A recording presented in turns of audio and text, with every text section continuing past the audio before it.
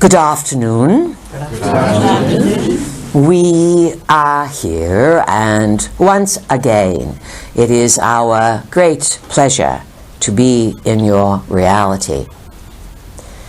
So you've had a few hours to sleep on things, to chat it up among yourselves, and to consider the information and the energy that we are presenting you with. You've covered a lot of subjects, a lot of data, all absolutely necessary. And you've done well. You're still here, you're laughing, you figured out that a good laugh really opens you up, and let's say without being disrespectful at all, laughter, or being able to see the cosmic humor in things, frees you from being stuck into some sort of inevitable doomsday scenario. And of course, the globalists, or whoever they are, and they have many names and many guises and many players, their agenda is to confound, confuse you, to cull you, to eliminate you, but to eliminate you slowly so that they make a lot of money on you through, let's say, ridiculous practices of called medicine. And so to see through this paradigm is absolutely essential. Do not develop fear, hate, anxiety, resentment. These are worthless.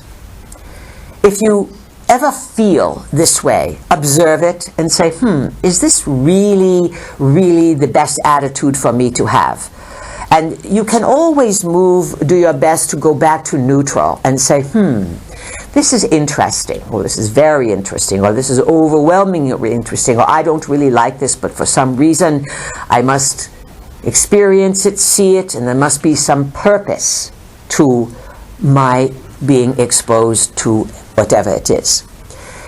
There's always a purpose to everything, in everyone's life, whether they believe it or not, whether the person is completely isolated from civilization, living in the Stone Age, or whether they are on Wall Street or in Hong Kong in the high rises running finance. Everything happens for a reason. When you operate with good intentions, when you are in your integrity, when you have very good boundaries, which means that you do not suffer from nice-itis. Nice-itis is a disease of being in the body, discomfort. Nice-itis is afraid of saying no. As soon as you don't know how to say no, you are screwed. Because that means you will not call a bucket of shit. You might say it's a vase of roses. And there are many people who get that mixed up, even though they are distinctly two different things. Remember this. If it smells like shit and it looks like shit, it's manure. And manure can be turned to fertilizer. So you can use something that's not so pleasant to help fertilize and grow your mind in awareness. But don't call the manure roses. Know the difference. Grow up and accept that you are living in a world of contradictions, of contrasts, a world that is going through a tremendous transformation. And within this process, you are going to encounter stories that are unpleasant. You are going to have to uncover things that you don't want to look at. It's not negative. Negative is when you start to put out hate, when you start to act hopeless and condemn. That's negativity. When you hurt another. But if you do not allow yourself to discuss what is going on, and if someone says, this is negative, we can't talk about this. Whose voice is that? How do you think leprosy was healed? Because people say, that is negative, that's ugly, let's run away from it.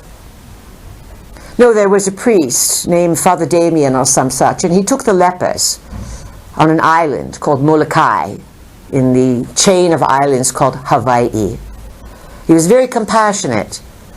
And he looked at the people whose flesh was rotting and horrible, who the public ran away from for centuries. He decided to help in this darkness, in this ugliness. And so we use this analogy so that you can understand the larger scheme of things. As you start to uncover and recognize unpleasant situations, there may be people who call you names or who say, you are lowering the frequency, let's just talk about good things. That's escapism, that's denial. And if you are going to want to escape from knowing the stories, the fullness of them, the good and the bad, then you are going to lock yourself in your own hell of mind control, because you only want to see the good side. Once you volunteer to find out about what's going on, observe your response to what you are finding out. If you can accept the fullness of stories and say, aha, this is not pleasant, however, I am now more informed about the general picture, and now I will go cook a good supper. If you do not want to know, then you will be stopped in your tracks, and then you will be very befuddled, because you'll not want to know the whole story. You'll move into denial. Denial creates confusion. Eventually you become sick and delusional, and people move away from you because you do not want to know. And this is what's happening generally in the world. Why do you think there's so much entertainment? You have 24 plus hours of entertainment every day all around the world. It is to keep people from thinking. You have to think. We've said that long ago, many of you are here to witness. You are here to participate in unique historical occurrences. But like any point in history, the players do not know how important their era is. Yet you've all gone to school, you've studied history, and you study about Napoleon, or you study about wars or achievements or discoveries, building, architecture. You discover, you read about these things, and yet when the people are doing them, they do not know that they are making a historical marker necessarily that will be referred to hundreds of years down the road. Your point in time will be referred to across the lines of time for millennia. It's just that you are in it, you are at the party, and you look around and you say, is something going on? When is it going to happen? It's all happening now.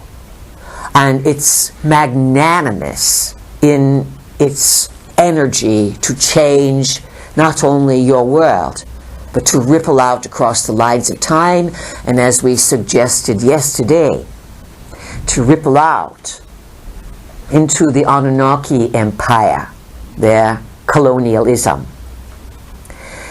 You know, the Anunnaki, those who from earth, or those who from heaven to earth came, that is their translation, they operate with the caste system. And if you look to perhaps England, you have somewhat of a caste system. You have the royals, yes? Then beneath the royals, or within the royals, you have the aristocracy. Then you have what's called the gentry, landed gentry. And then you have the folks, yes? You get the categories. And even though people say it's sort of a benevolent democracy and we have this and this and this, the hierarchy is still there. If you go to India, for example, the hierarchy is absolutely extreme. And there's no meritocracy. Meritocracy is you work, and through your efforts, you raise your status in society. This is Europe, most of Europe, North America, etc. India, what you are born into is where you are. If you are born into the untouchables, it is impossible, because the caste system holds you where you are. That is let's say, an extreme example of the Anunnaki system. And it was Inanna, the granddaughter of Enlil, great-granddaughter of Anu, who was given the Indus Valley and eventually was given India. The Indus Valley is now known today as Pakistan. Perhaps that's why you are in Pakistan, fighting wars. Enki was given Africa. And Enlil was given Mesopotamia and, let's say, Jerusalem, what you call the Middle East. And these designations from long ago, the ownership is still there. The family fights over who has control, just like any family on earth that was not getting along would fight over the inheritance, would cheat each other, would hurt each other just to gain supremacy in the family. We hear stories about this all the time. The matriarch or the patriarch of a family dies, the siblings are left. They are like roosters in a fight. They would destroy each other, cheat each other just to get a few more $1,000. Or get a few more of this, a few more of that. It is the Annunaki Psychosis.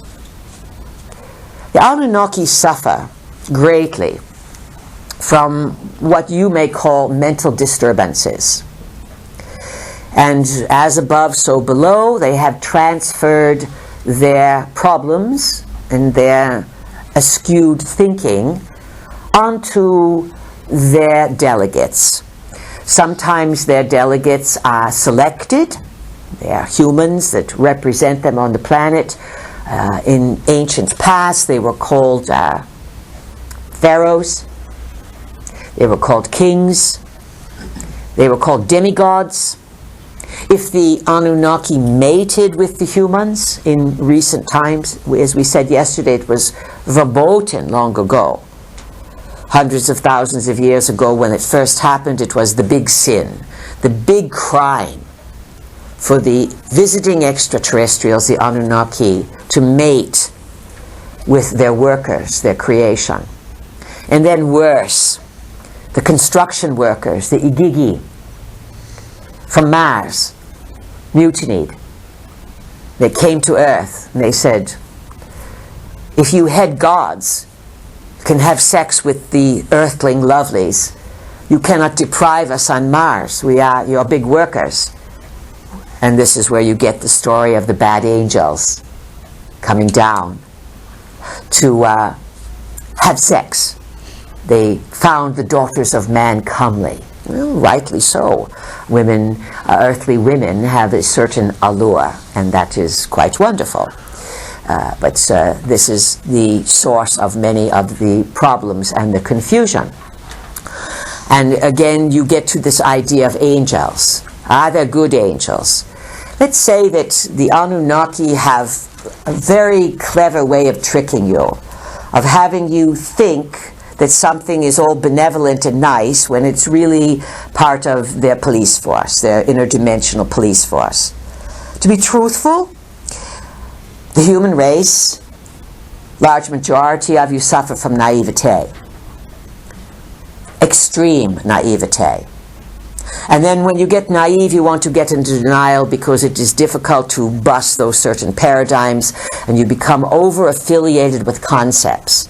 And if those concepts turn out to be chocolate that just melted into a different shape, sometimes humans get mad because what they thought was true has no validity. We've seen it. Our vehicle has seen it. She deals with it a little bit more than we do. We deliver the information and then people often act out with her.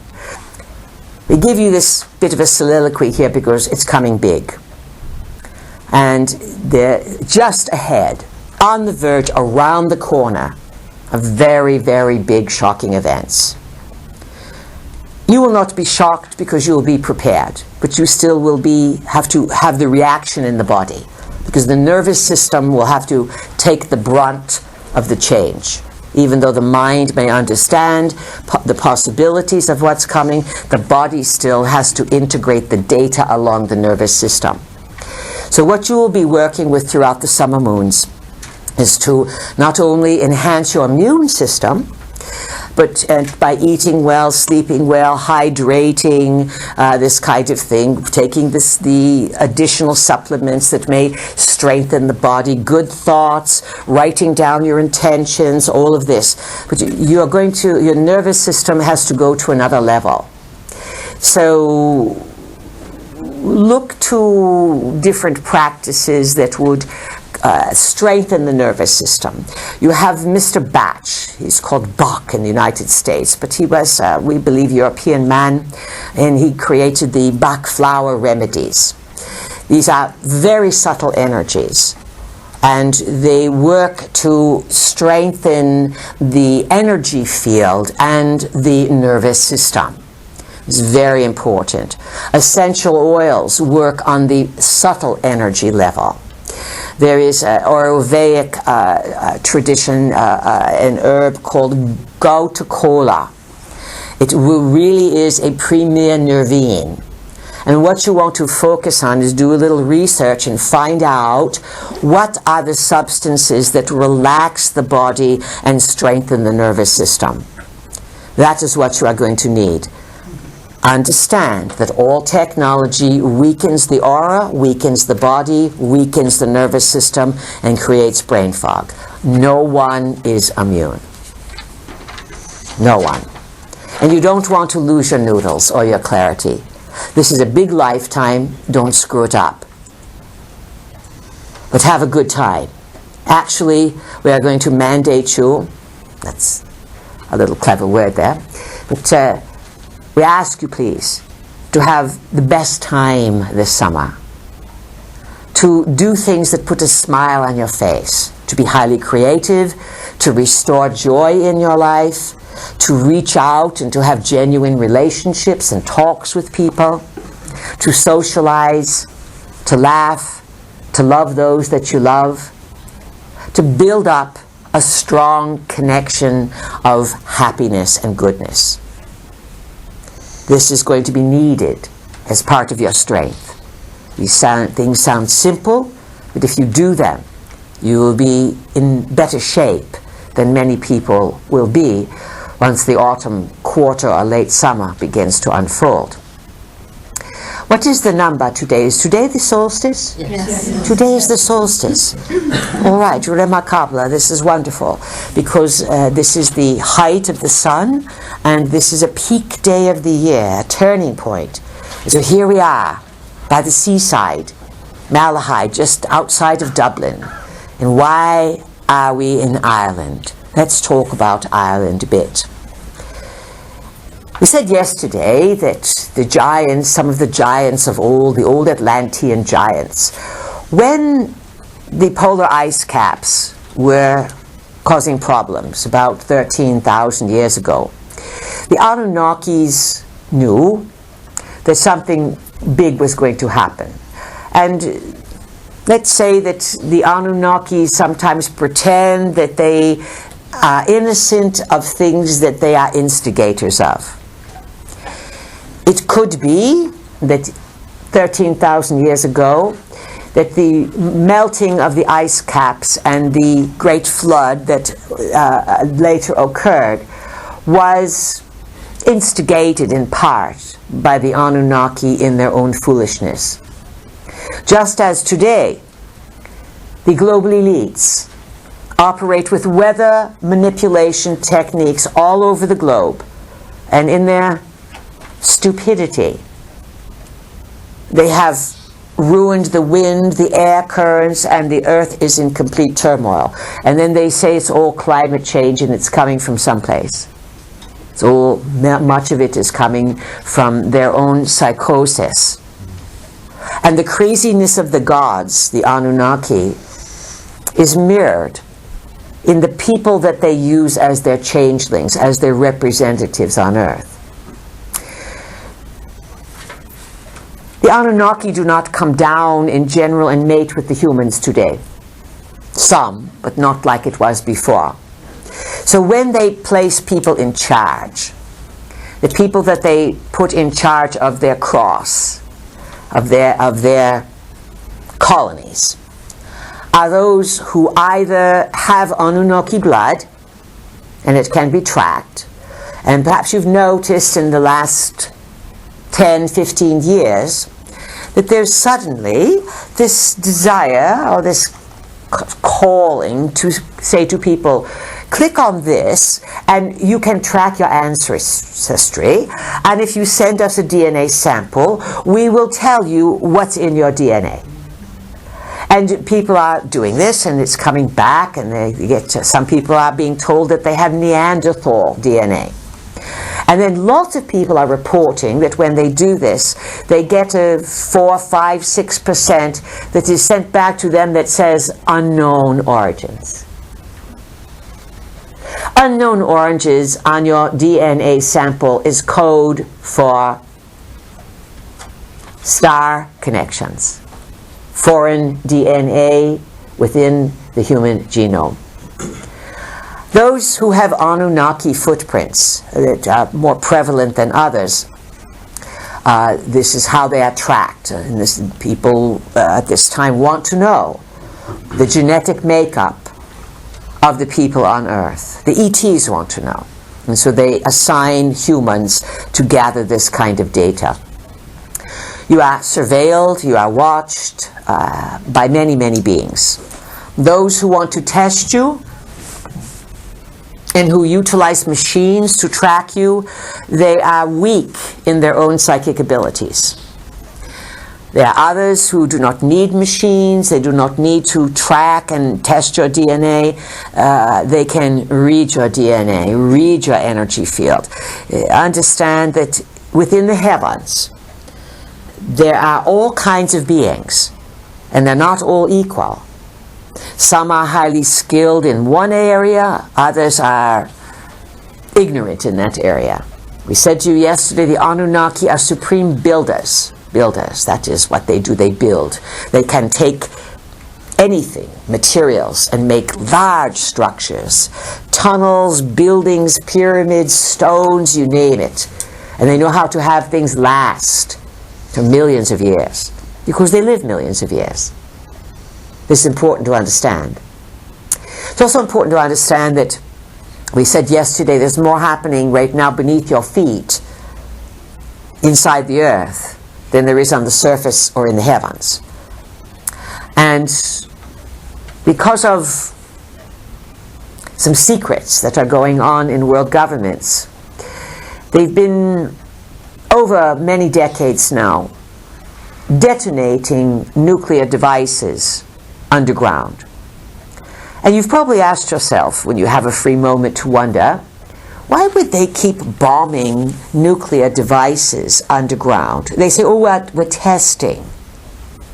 How many times do you have to let a bomb off to test it? Right? It's like a kid with a box of candy. If you don't delegate how many pieces, the kid just keeps going. But that's not the way it works with atomic bombs. There's been a war going on beneath your feet. And those who have submarines, all the beings who operate, all the countries who have submarines, they're always after the ETs that are in the water. So know that you share your planet with many life forms. You always have. There's always been a wide variety of life forms that have lived here. The human form, as you currently understand it, is one model. And this model has been in its own phase of development, probably since the melting of the ice caps, what you call the flood, Noah's flood. Noah is also known as Utnapishtim. Noah is, let's say, in some stories, Noah was given, God spoke to Noah and said, build an ark. If you go back to the Sumerian records, you find out that the God who spoke to Noah was Utnapishtim. And it appears that it was the god Enki the devil god, who spoke to Utnapishtim. And he didn't speak directly to Utnapishtim because the council said, it looks like the earth is going to flood. We'd better get out of here. And they decided not to warn the humans as they met in council. Remember, we said they meet in council for years, in your terms. 300 years, 1 month to them. They forbade everyone to warn the humans that there would be a big flood. But Utnapishtim, Noah, appears to be a son of Enki, because Noah was known to have the shiny skin, the skin with scales upon it. And it was considered to be a badge of shame to have the reptilian energy within one, because the two brothers, Enlil and Enki, were always fighting with one another, upstaging one another. Enlil took the role of God, one God, the supreme God. When it comes to what's going on this earth, this is Enlil, I am the commander. Father in heaven, that sounds a bit familiar religious, doesn't it? Our great Father in heaven, Anu, gave me his son the command of earth. Not you, my half-brother Enki, you are the devil. You are so much the devil, you have reptilian skin. These are ways of interpreting. So, Enki does not want to get in trouble with his father, Anu, with his brother, the one god, Enlil. So he says, he talks to a hut. And he says, read hut, read hut. But Utnapishtim, or Noah, is inside the hut. But he doesn't tell Noah, he tells the hut. He says, hut, hut, there's going to be a big flood. You better do something or you're going to be swept away in the flood, hut. Rather simple way to trick, yes? He broke the law, but he could say, I didn't tell my son, I told the hut. Sounds like a bit of trickery. So Utnapishtim prepares. And as you were growing up and you heard this story about Noah's Ark, you had to wonder how Noah could get the pairs 2 by 2 not to eat each other or bite each other or fight each other and walk in pairs into the big ark. And how could he possibly provide enough food for them? And then what about all the manure? And what about the restless animals being tossed around in this big boat as the earth floods for 40 days? 40 days. The Anunnaki use numerical assignations. Anu is 60. Enlil is 50. Enki is 40. When you see these 3 numbers, 60, 50, 40, it's code for those members of the Anunnaki. You will find 40 throughout the biblical scriptures, and 40 is sort of laying the blame on Enki. Jesus wandered for 40 days of the flood. You'll start to put things together. We know some of you are quite brilliant with numbers and letters and things of this nature. So, the flood's coming. And it's not that it happens in an afternoon. There's warning. And the Anunnaki have many of their own kind here, their own giants, in addition to the human workers, the Lulu, as they were called, the first making of peoples. When they built the human creature, the hybrid, so to speak, they called the first creation a Lulu. So the Lulus were not told, but the others were, the giants. And the other workers around knew that this was coming, and they took off. They said, we know this is going to happen, and they migrated to the various openings, the tunnel systems that led into the center of the earth. Now, these openings are not here, there, and everywhere. There are areas that are easier to open into the earth. And the Anunnakis always had technology that today you call telemetry.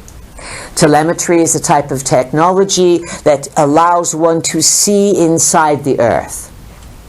So for the last number of decades, the satellites up in the heavens by the earth-oriented governments have been peering into the earth to see where structures are, where openings are, and looking at buried cities and what was here from long ago. And then they cordon these areas off, or they have wars, and they make sure archaeologists do not go there. Nonetheless, there was a big opening that many beings ran to, and that was an opening that was in the Far East, in Mongolia. Mongolia is north of China. And you have China, which is about the size of the USA. Then you have Mongolia. Nepal is in there, where the quake was recently. And then north of that is Soviet Union. In the Nepal region, in western China, the Anunnaki retreated and built their homes inside of mountains. The gods like to hang out in the mountains where they are inaccessible. We're talking the high-level gods now. So it is one reason why the forces in the military are always going into the Hindu Kush. And there's all kinds of reports, and have been for years, about the UFO bases that rim northern India, that rim Nepal, Tibet, etc. Sometimes these areas are attacked by forces that create quakes to destroy what's underground. The humans are simply what they call casualties of war. So, long ago, 13,000 years ago, some such, lots of beings migrated into the openings inside the earth. Some went into the openings in the Middle East, the near Middle East. That would be Jerusalem. This big opening up in Lebanon, because there is a big spaceport in Lebanon. It is called Baalbek. It did survive the Great Flood. It was one of the few structures that survived the Great Pyramid as well. But there are openings to the center of the earth, wherever these giant structures exist. There are ways to enter in. The structures are markers on the surface in addition to having a certain purpose. And so as beings attempted to get into these openings, they were shut off. So they migrated over to Mongolia, where there's big opening to get into the earth. Some people talk about Agartha, Shambhala. It's all legitimate, but part of it is myth and legend, and a little bit of hocus pocus here and there, but the underlying story is true. There are openings to the inner earth worlds. The flood occurs. Of course, the entire globe is not covered with water. It's not possible. But many areas are deeply flooded. And the waters rise and rise and rise. And so the whole rehabilitation does not take place in a month or two. Remember, 1 month to the Anunnaki is 300 years. So sometimes when they are talking about 40 days, it might be 40 of their days, not 40 of yours. Does this make more sense? Yes. Plus, if you look back at the ancient patriarchs referred to in the biblical studies, many of them lived thousands of years, tens of thousands of years. That showed you they had the Anunnaki bloodline in them, but not enough to live millions of years, but just enough to live long enough so the Anunnaki didn't have to replace a new mayor or governor every 100 years. It wouldn't work for them. They needed some people to live much longer to maintain their empire. It's all falling apart now, because you can see no one lives long enough to really do that. It is deteriorated. So, over thousands of years, some of the giants then began to resurface. And we said yesterday, some went west, some went east, and eventually the red-headed giants of old migrated. They were pushed here into Ireland. It was their last stand, so to speak. And you wonder, how could the giants be defeated by smaller people? Well, smaller people can run in and stab, and size does not make so much difference in this situation. And they were able to overcome them. And the giants had, some of them became cannibalistic. This happened all over the world. The Native American people in the western part of the USA, the Anasazi, the Hopis, the others, many of them had stories about people coming out of the ground. The Hopis spoke of ant people, and that would be little people that would be in the ground. The big ones who came out, they came out to feast, to eat. But eventually cannibalism will drive someone insane. And so the giants that were eating, they were cannibalistic, they lost their mind. They created their own demise out of their own misuse of energy.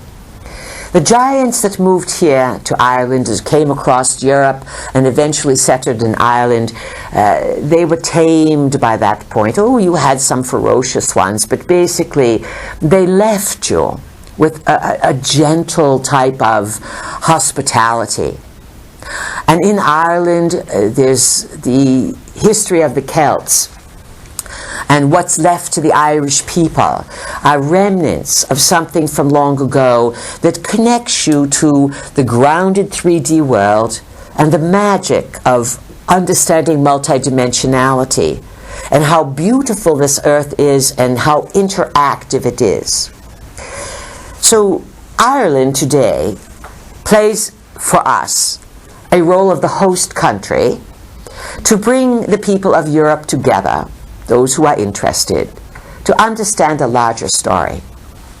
Ireland is considered to be neutral ground and safe haven. The people of Ireland have struggled throughout time under the suppression of the church that wanted to wipe out any of this pagan type of connection. And yet the Irish held strong.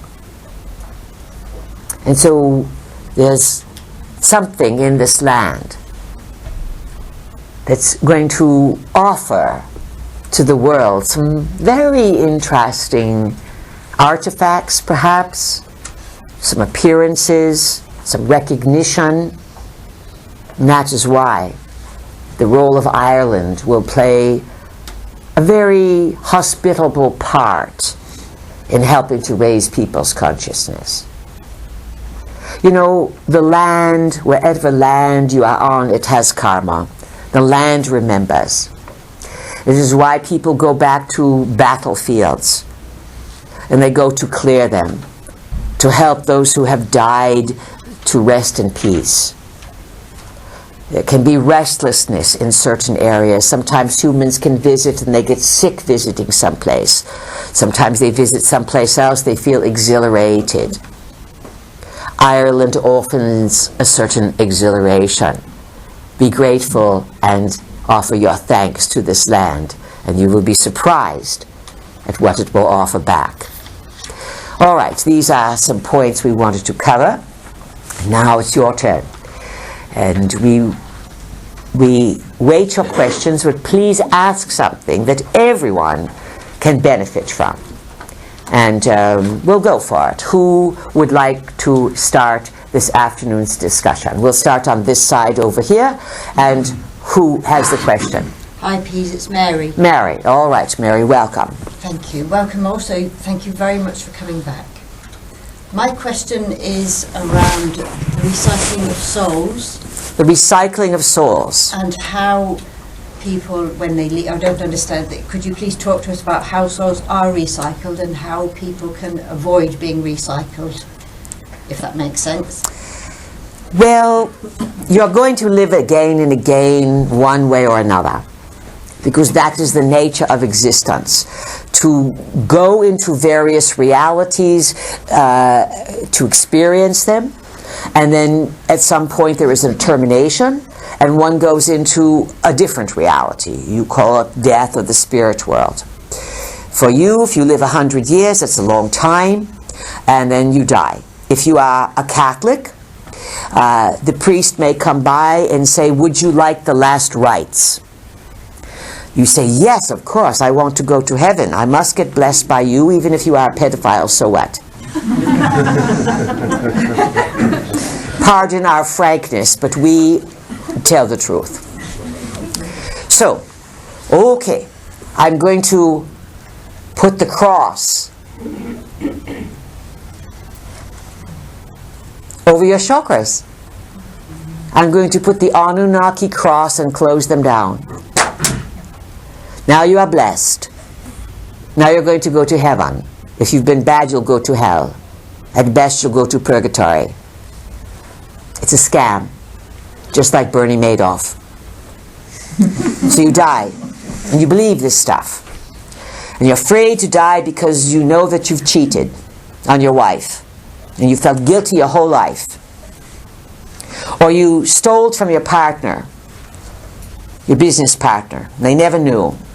And at the end of life, it all comes crashing down, and as you are sick and you are dying, you are going, holy shit.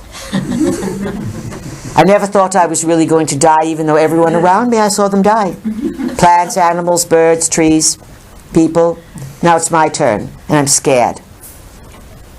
Well, I was a Catholic long ago, and they talk about heaven. I think I'll go back to it. I'll get those last rites, and I'll pray that I don't end up in hell.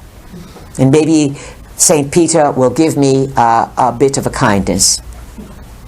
So you go over with those beliefs. Guess where you end up? At the Anunnaki Recycling Center.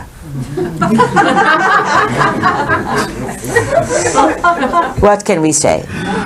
They really appreciate your ability to laugh at these stories, because then you are set free from them. Now, do you realize if this was 500 years ago and we were saying this, we would all be dead shortly? Is this a given? It's a given, because that was the time of the Inquisition. You're in a new kind of Inquisition today. In Inquisition, it is called political correctness. And just like the time of the Inquisition, when people were frightened to say what was going on, people are frightened today to admit what's really happening. So, how do you avoid the Anunnaki recycling? It is best for you to understand the world of spirit, the non-physical as it works with physical, rather than religions. You get yourself in the most recycling situation when you do the religions. And some people say, oh, but what about Buddhism? It must be the best. That Buddha was so kind. It's still a religion. And if you look at the history of the Buddhists, they pillaged and raped and killed and flailed all kinds of people. And then they had this kindly Buddha. Listen, you are tricked. And you need to have a plan, because you're all going to die. And the best plan you can have is that you intend to take all your wits with you, and everything you've learned in this lifetime you can accumulate as knowledge, and you intend to go over to meet your loved ones, and if they are trapped in the recycling, then you come to the party and you say hello and you go further. And you say, it is my intention to meet with my loved ones and then to reconnect with my higher self, my oversoul, that where I will retreat to my own home in the cosmos. And that would be the larger self that you are connected to. So when you immediately go over, don't aim for God or the pearly gates, aim for loved ones. Because loved ones will meet you.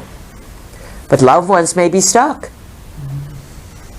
And then once you have your reception and your greeting with the loved ones, always carry your wits about you to go further and to call yourself to reunite with the highest source from where you have come from, where there is no manipulation, where there's only freedom, respect, and joy. So, does that help you, Mary? Yes, thank you very much. Good. Who has question? Over here. No one. All right, over here. Hello, please. Who's this side again? Who is it? Pavel. Pavel. Loud and clear. What are the best attributes of human race? Clear. We cannot understand you. What are the best attributes of human race? The best attributes of the human race. Yeah.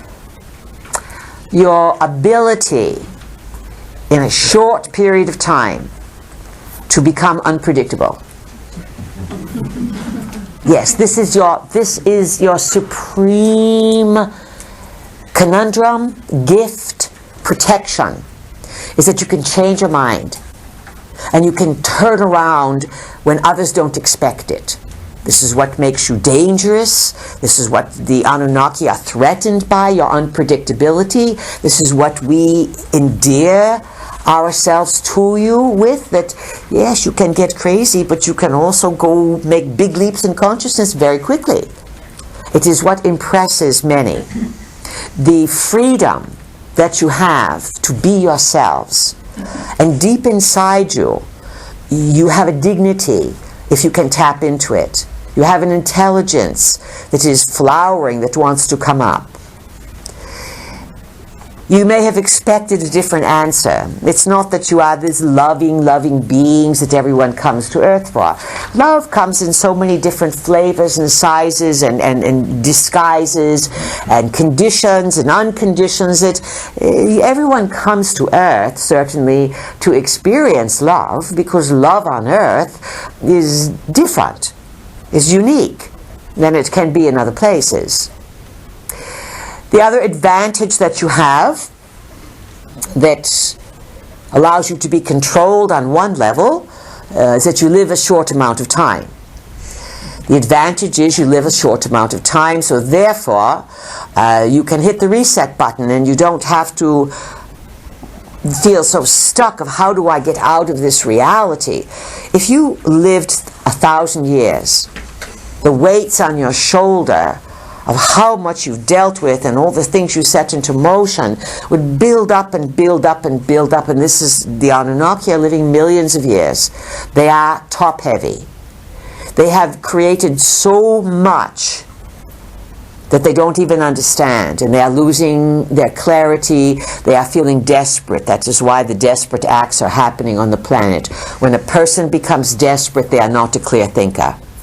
When you are not a clear thinker, you make big errors. And this is what you are watching. And things are a lot more screwed up than anyone wants to admit in terms of global control over the people. And you have this grace, this ability, if you would please apply it, if you would recognize it and embrace it, and get out of those so much technologies, you would give your body time to converse with you. And as one lady pointed out, she liked the idea of the inner net. You have capabilities that are remarkable. And there have been prophecies, things people have suggested that it's possible for you to enter a golden age. Called golden ages of past, the gods walked among you. And you are coming to that time. Which gods will walk among you? Which species will there be? And will you have enough personal power to meet them? Or will you fall to your knees because you will be in awe of them? This is part of what is going to happen in the next year, 2 or 3, somewhere in this vicinity. Sometimes it is very difficult to predict exactly when something is going to occur. There are events along the time stream. We can see that you can be headed towards an event, and then the humans suddenly kick into gear. They decide that they are in charge. They don't even know they're doing this. They change the props, they change the reality, and suddenly everything goes kapooey because you're unpredictable. And you've gotten yourself out of many conundrums without even knowing that your unpredictability kicks in, and you change the course of what future you will be in. It's remarkable, as we have said. So when we say when will things occur, there may be probabilities or things lined up, and it looks as if it's heading this way, and then things shift. This is why we say in the next number of years, more than likely. Sooner, you're going to have economic problems. That would be perhaps this fall, next year. By 1 year from now, it could be a lot of economic problems on the planet, tremendous amount. Then there'll be other things. And further down the road, you may have to be introduced to visitors. They may be passed off as the Lord's returning. However, when the globalists meet together, when they have their G meetings, their Bilderbergers, whatever, trilaterals, all these meetings, they get together as people. Oh, and they're partiers and they're all corrupt, but they are given plans from higher up. And you think, all those people, they're so wealthy, they are world leaders. They are puppets. And usually one person tells them what's going on, and that one person is the one who has contact with the overlords. Many of them have never reached that far, but they are big movers and shakers of corporations, international bankers. All of them, blackmailed and compromised. That's why they held all those positions. So at some point, there's going to be a return. Some people have speculated that CERN, C-E-R-N, in CERN, Switzerland, yes? Yes. Is building the Large Hadron Collider as a portal, as a sort of gateway, a black hole, to open a hole in space through which not data, but equipment, beings, devices, energy can be easily transported from space onto Earth. That is a constructed portal. There are natural portals around the planet. The Middle East has many. The Anunnaki built various portals. There's a place called Tiwanaku. It is in Bolivia. And in Tiwanaku, it was a mining center. The Anunnaki are very big on mining. Enki is the chief miner, chief engineer. They build these huge structures. The Anunnaki bring metals out of the ground. They transport them into the heavens. Their magic was, to the people of Earth, that they could go into heaven and come back. This is where the idea of the phoenix comes from. The bird that goes up in fire and then is resurrected. It's the symbol of the New World Order. But it is basically the symbol of a rocket, an Anunnaki rocket, going into the heavens with all kinds of fire, looking as if it is totally destroyed. And then lo and behold, the little people on Earth say, look, the rocket is not destroyed, it is resurrected, it comes back. So be comforted that you are a bit less naive than your predecessors, if that helps you out. So, lots of things can be explained. All over the planet you have these devices, constructions, you call them stupas, you call them pagodas, you call them church steeples. They are all affiliated with religion and worship and holiness, but they are all replications of the rocket ship. The ultimate magic of the past was the ability for a rocket ship to fly into the heavens and to return to Earth. And all people wanted this. Can we go into heaven? No, you cannot. Only the gods go into heaven. Can we gain immortality like the gods? No, you cannot. Only the gods can. Do you understand how from long ago these basic stories have confounded the human race? Yes? Yes. All right, right now we want you to go to Mecca in your mind. We want you to go to Jerusalem in your mind, and we want you to go to Rome. And think of those three: Mecca, Jerusalem, Rome. And now send everything that you have learned this weekend. You are a radio, you are a transmitter. Send it to those three cities. To the Muslims, to the Hebrews, and to the Christian Catholics. Just send them a little memo over the airwaves of free telepathy, and sort of see the entirety of what you are now considering. Imagine that you are packaging it in a golden orb, about the size of a grapefruit. Not too big, nothing too cumbersome, but it's chock full of everything that you are now figuring out based on our conversations. And 3 of these orbs, each one of you leave one now, and you just let it float down from the sky and land someplace around the Kaaba or someplace in Mecca. And then let one land someplace around the Basilica in Rome. And then let one land, where was the other place we said there? Jerusalem. Oh, Jerusalem, of course. And then let the other one land around the Dome of the Rock in Jerusalem. So you will aim for Kaaba, Dome of the Rock, and St. Peter's Basilica. Just lay one of those nice golden eggs, leave it for them, and it will vibrate what you are now considering, you know. No forcing, no nothing, just the ether generated transmitter of information. You know, the power of your mind is unlimited. And actually the power that you have in the body is unlimited. But you are being distracted away from all that you are. You are distracted by foods that are not good for you. You are distracted in general by entertainment that doesn't do anything for you. You are distracted by the potentials of wars and confusion.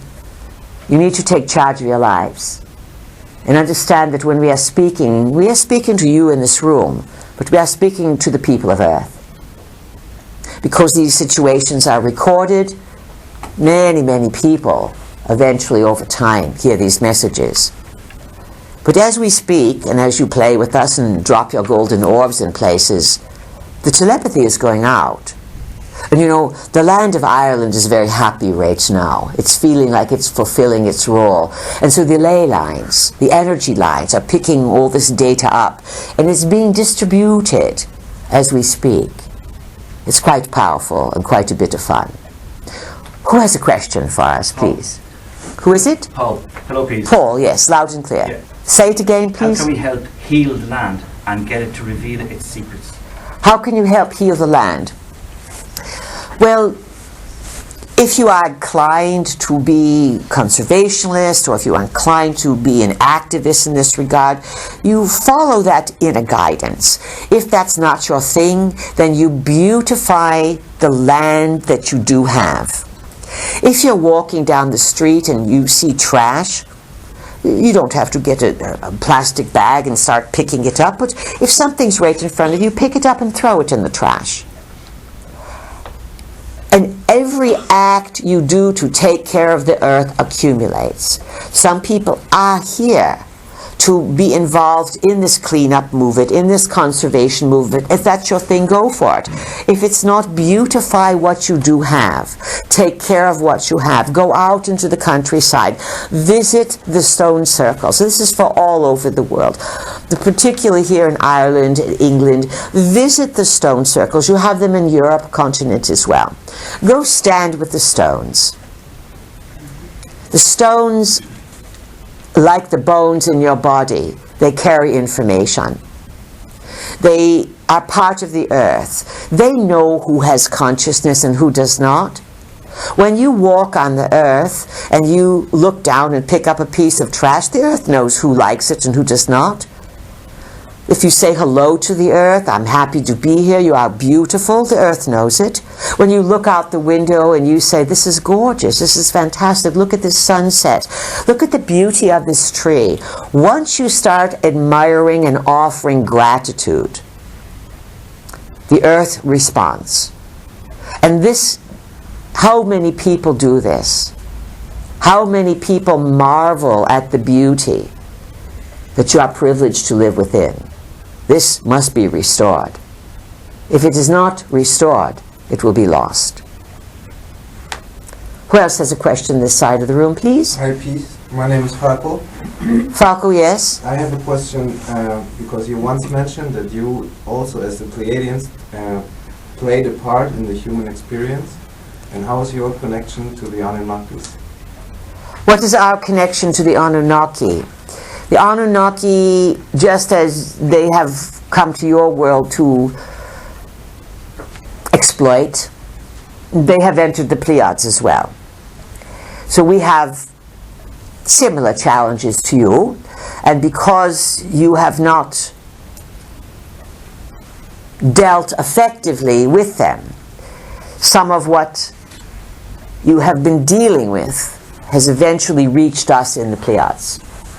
Hence, we have gone back in time to reroute things. We have gone back to the source of the problem. And in our early works, we talk about coming from the future and coming into the nanosecond years. That would be 1987 through 2012, when from our point of view, that's where it all came down. That's where everything starts to cause problems. And in those nanosecond years, it is when the technology began to be put in everyone's hand. You know, long ago, when the Anunnaki came here, they had devices. And these devices were called Mies, or Mice. They're spelled M-E. And they fought. Even the higher realms of these Anunnakis, they fought over these Mies. These Mies were considered to be crystal structures, such as we are holding a crystal in our hands. But you know, the crystalline structure is also silica, and you have the entirety of the computer world and the wireless technology, all based on crystalline silica structure. And the Anunnaki were very selfish with these. If one family member had the Mies, they had the power. They could establish anything. And they would attempt to steal these Mies from one another. And they knew if they had the Me, then they could go and set up their own civilization. So now that you have computers, you can sort of figure out they must have had some type of device that listed all of the instructions. Pull the tab, bend back the flaps, open it up. You know, you have instructions for everything. And so they too had instructions. And even amongst themselves, they fought over power. It's not as if the 12 higher gods of the Anunnaki said, oh, we're all equal.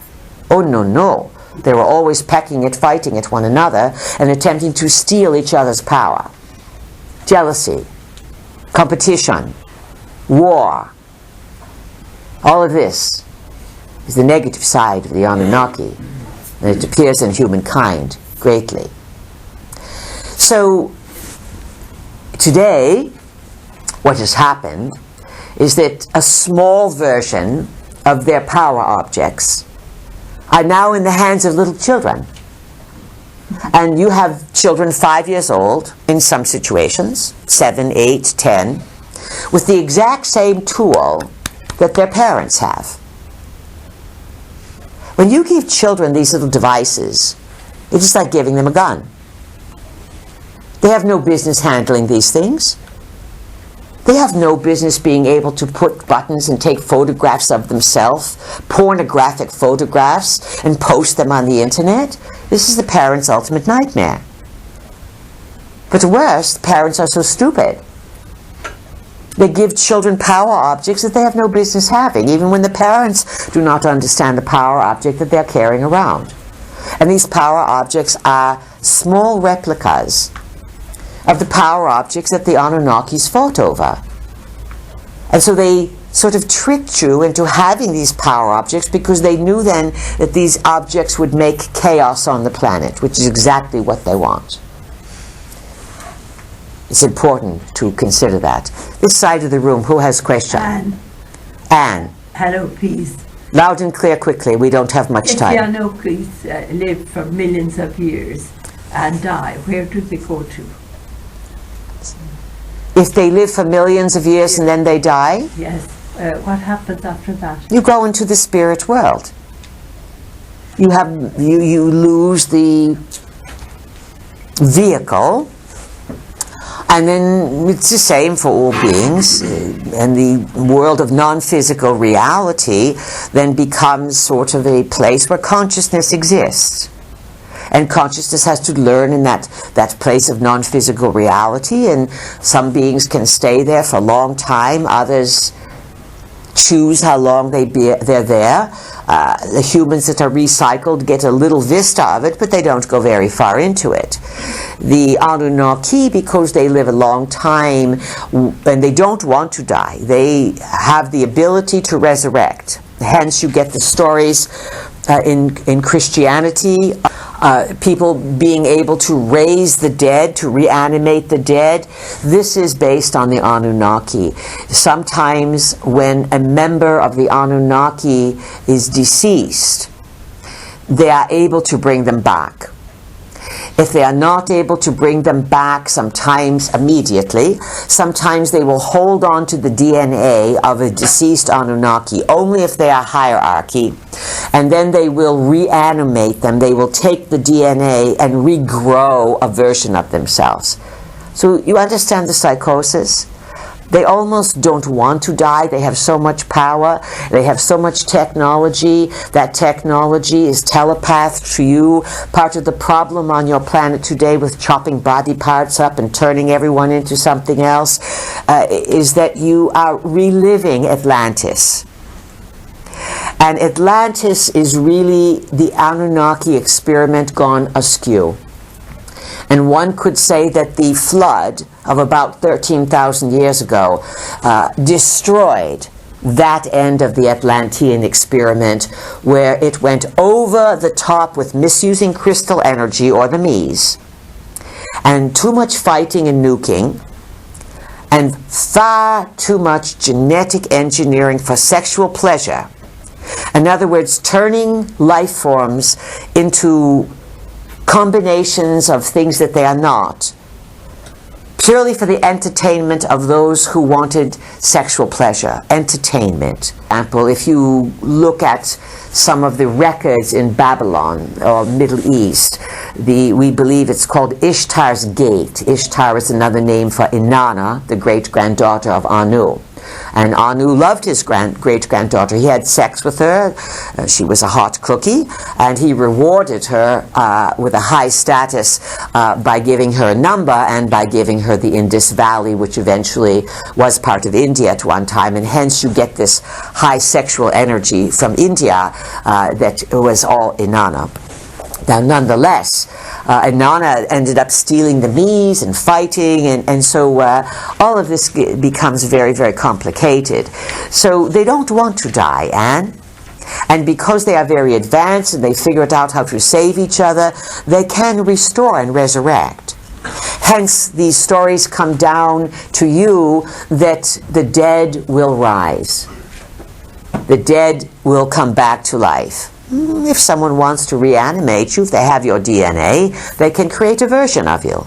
And now this is what's happening on Earth today. You are reliving, to a certain extent, the Atlantean mistake. And if you knew, peoples, what was going on in underground laboratories, in high corporations, of what was going on way beyond GMOs, way beyond just making a replication of someone, you would be more than appalled. And so what starts to leak out into the surface? They want to condition people to accept the new Atlantis. It was Francis Bacon who said that the United States would become the new Atlantis. In one regard, it is a place of freedom and liberty, but again, right now in the US of A, that is where the new Atlantis is doing exactly what created the fall of the old Atlantis. Using genetic engineering and the power of crystals and technology against the life forms for someone's pleasure, rather than to enhance the life experience of Earth and all Earth's creations. Now, speaking of creations, above, around, and within all of this is the force called the Creator. No name, no sex, no location, no home address. Where is the Creator? Everywhere. Everywhere. And this creative force allows, as we said yesterday, it allows because it knows that eventually entropy, collapse sets in if the energy is not used properly. That is sort of Prime Creator's fail-safe. Generosity to do what you will. Create what you will. Prime Creator says, I am a creator. You have me in you. Go out and create and do no harm. And Prime Creator is in all things. It marvels over the freedom that it is imbued in its creations to destroy itself. And Prime Creator is not a big policeman to say, no, don't destroy yourself. No, don't destroy these people. It knows that whatever you do is going to come back to you. How's that for timing? In one capacity or another. And what you are watching and witnessing is the return of these old cycles, unfinished business. And you are here to observe and to lead a way with integrity and dignity as best you can. So how do you go through this? You follow your own excitement. You do acts of goodness, kindness, generosity. You laugh.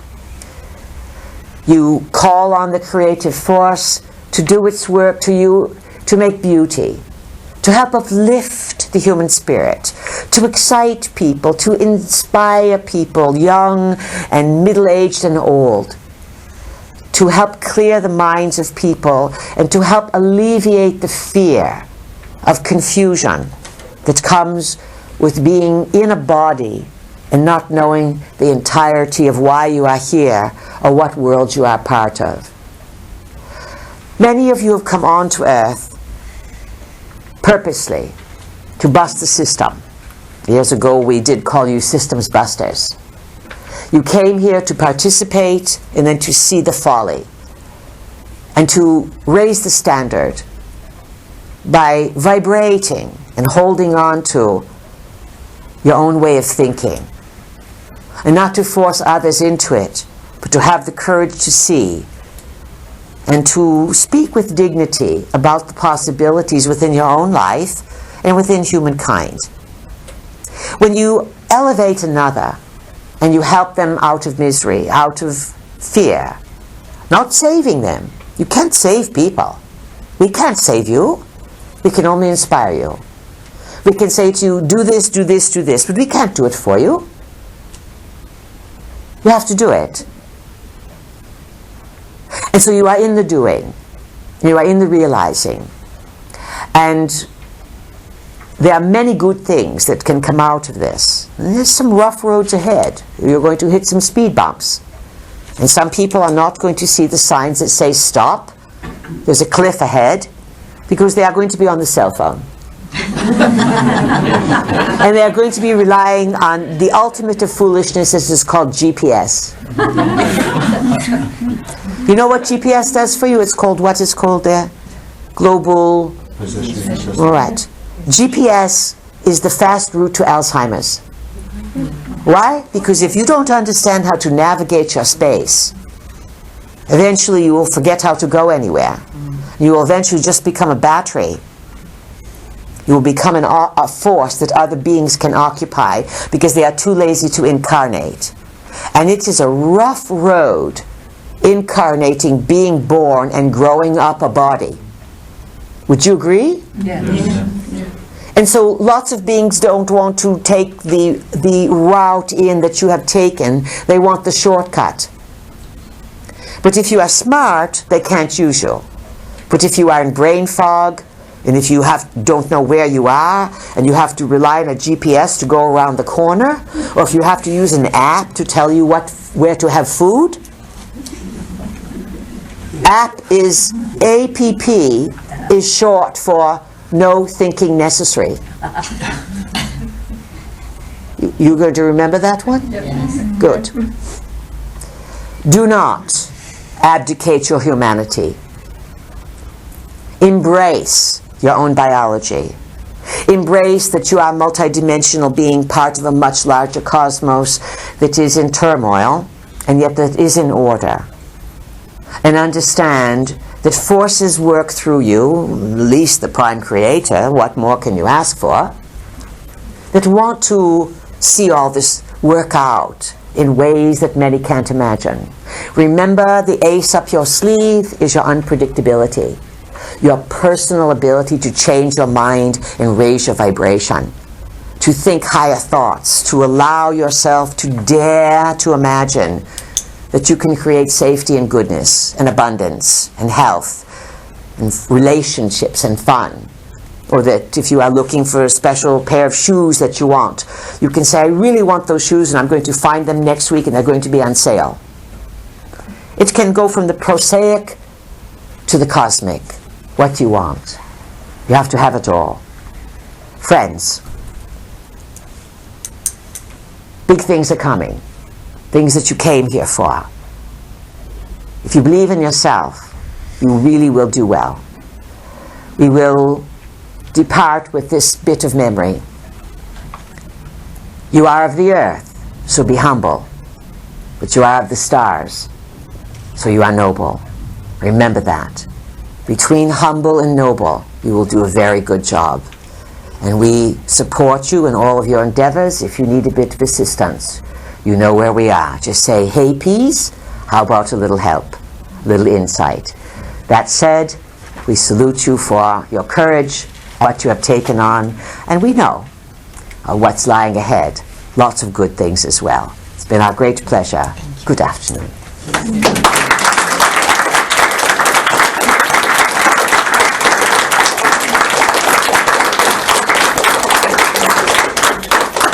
We don't always stay for the clapping, but sometimes we like to get that bit of that feeling because we are going through. So now we will say again, pleasant journeys.